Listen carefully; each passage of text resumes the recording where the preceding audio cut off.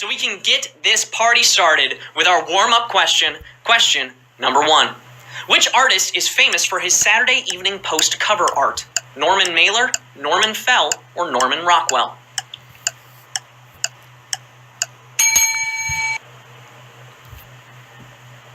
His work screams Americana, full of idyllic imagery and wholesome scenes like his famous Thanksgiving feast. Even his self-portrait feels wholesome. I'm talking about Norman Rockwell. That is the answer. 8,199 of you are moving on, but that's only 84% of you. I'm a little surprised. Norman Rockwell is one of my favorite painters and artists in general.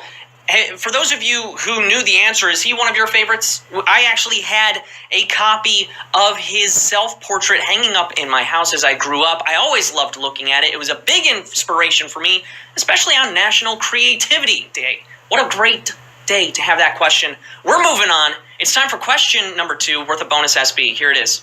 Which of these bands does not have at least 2 members who are siblings? Radiohead, The National, or The White Stripes?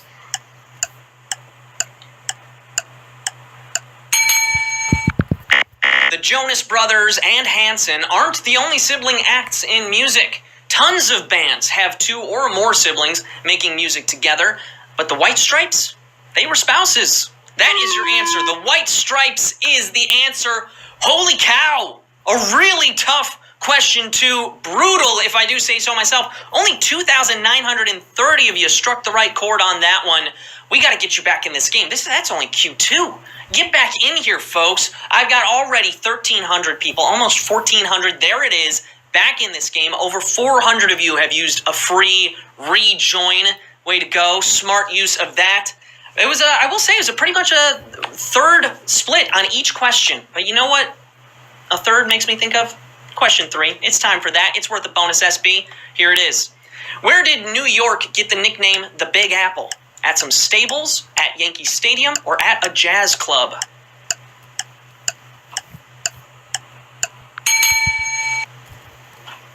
While it's true that touring jazz musicians used the term apple for any city they were playing, they got it from newspapers after writer John Fitzgerald overheard New Orleans stable hands using the term. That is the answer, a stable. Wow! Okay, only 18% of you getting that one right. 771 of you are moving on. A lot of you going for Yankee Stadium and a jazz club, both very New York things. You gotta think about that when you think New York, but wow, so many of you out. This is a tough one. Are you gonna rejoin us? You have to. And hey, I understand sometimes you can't. That's why you've got bonus SB to play for, like this one in question 4. Here it is. If you wanted to make an apple pie from scratch using Carl Sagan's recipe, what would you do first? Preheat the oven, peel the apples, or invent the universe?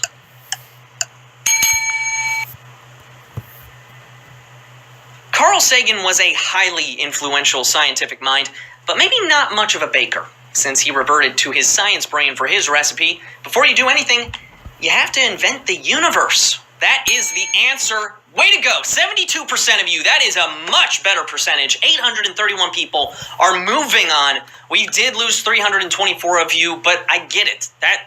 That's not how you bake. I don't know baking very much. I'm not really a cook, but I know that that's a really tough place to have to start a pie.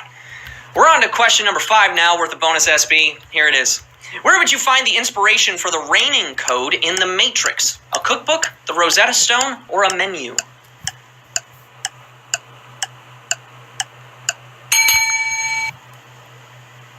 The scrolling green characters may seem random, but they come from a specific place.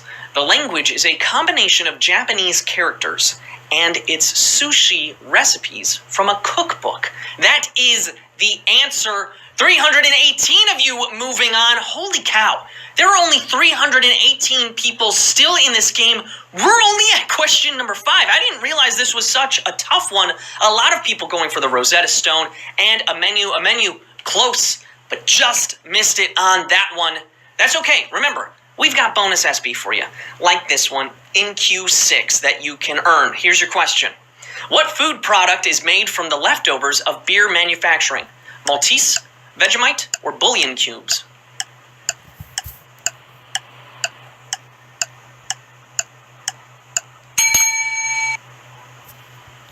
Using leftover brewer's yeast extract and tossing in spices and vegetables, you can make the dark brown spread that Australians love. Vegemite. That is the answer.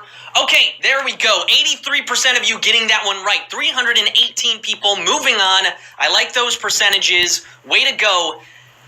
What I do not like is Vegemite. I don't really understand what Australia was going for with that one, but no. We're on to question 7 now. It's worth a bonus SB. Here it is. Former MLB umpire Cal Hubbard is enshrined in what 2 halls of fame? Baseball and basketball, baseball and football, or baseball and hockey?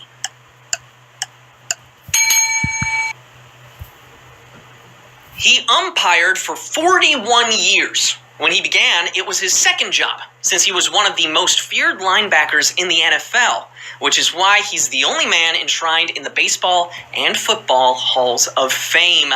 That is the answer. 80% of you getting that one right. Well done. 257 people moving on. We did lose 68 of you, but again, the percentages are much better as we get closer to the end there. Another way to answer this question: what are Nathan's 2 favorite sports? That's how it goes. We're on to question 8 now. It's worth a bonus SB. Here it is.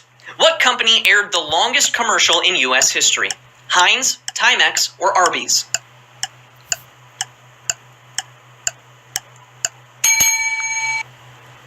Clocking in at 13 hours in length, a channel in Duluth, Minnesota aired this commercial for a whole Saturday.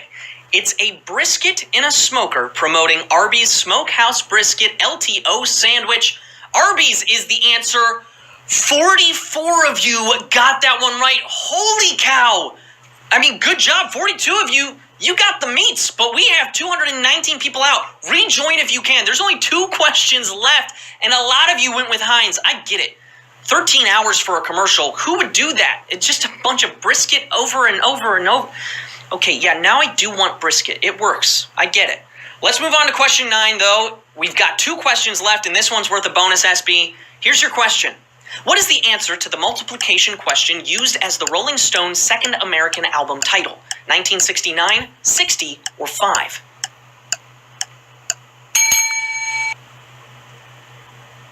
A crazy combo pop culture and math question. Let's see how you did. Featuring their classic Time Is On My Side, the Rolling Stones' sophomore album is titled 12 times 5, which you math whizzes out there know is 60. That is the answer. 27 of you have made it this far. You're ready for our final question.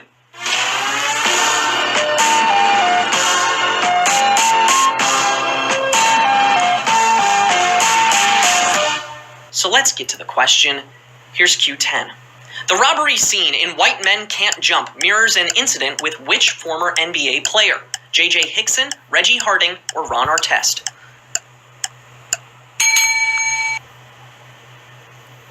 When a guy tries to rob his local store in a ski mask and gets recognized by the proprietor, it's almost exactly what happened to former Detroit Piston Reggie Harding.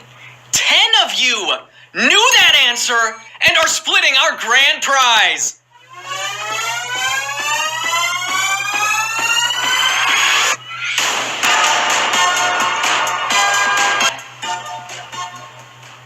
Congratulations to all of you who are splitting the grand prize today. Pooja Ratan, 26, you're a winner. J.D. Dinan, 8271 is a winner. Hamtest, 987. Ali M. Miller, Rick Grimes, 12741.